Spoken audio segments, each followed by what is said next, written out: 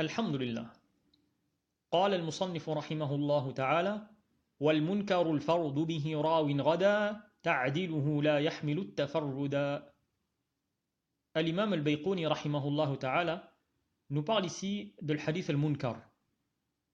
Al-munkar, d'un point de vue de la langue arabe, c'est ce qui est blâmable, ce qui est mauvais, c'est ce qui est opposé à al-ma'rouf, ce qui est bon, ce qui est louable, dans la traduction approximative.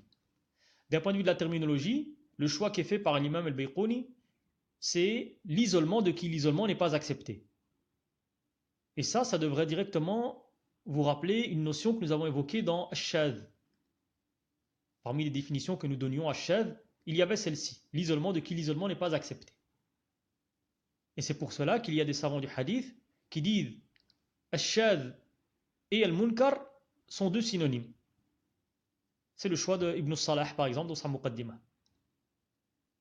Mais il y a également une deuxième définition qui est la version d'un transmetteur faible qui contredit la version d'un transmetteur plus fiable que lui.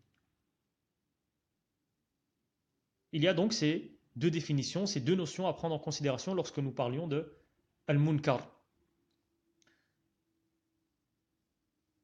Dans un cas pratique, on peut utiliser le hadith de Al-Mughira qui rapporte que le prophète sallallahu alayhi wa sallam essuyait sur le khuf. Anna nabiyya sallallahu alayhi wa sallam kana yamsahu ala al-khuf. On a énormément de transmetteurs qui rapportent ce hadith tel quel. Et il s'arrête là. Et on a une version de Abu Qais qui vient avec un ajout et qui dit وَعَلَى الْجَوْرَبَيْنِ وَالنَّعْلَيْنِ. Il est essuyé sur les chaussettes et na'al, les sandales. Cette version de Abu Qais, elle est considérée par l'ulama comme munkara. Cette ziyada, elle est munkara. Parce que Abu Qais, son isolement, il n'est pas accepté. En opposition, la version des autres est considérée comme ma'rouf, hadithun ma'rouf. Et la version d'Abu Qais, hadithun munkar. On parle ici des chaînes de transmission et des sciences du hadith, et je ne parle pas ici du fiqh. Est-ce que c'est permis d'essuyer sur les chaussettes ou pas? Je parle strictement d'un point de vue des sciences du hadith. Et pour ce hadith-là, qui plus est. Parmi les fawaïd qu'on peut retirer, donc, que le munkar, la yuhtajju bihi. On ne peut pas utiliser un hadith munkar comme preuve. Il est rejeté directement. Et d'ailleurs, il ne peut pas être utilisé sans que l'on stipule que c'est un hadith munkar.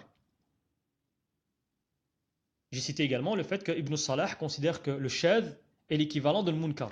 Mais il y a également le fait de savoir que les anciens, comme l'imam Ahmed, comme l'imam Nasa'i, considéraient que le simple fait de s'isoler avec une information, à moins que ce soit un isolement qui est accepté, donc un grand savant comme l'imam Malik, comme l'imam Zuhri et d'autres, de qui l'isolement est accepté, mais dans la plupart des cas, leur cas sera considéré comme munkar.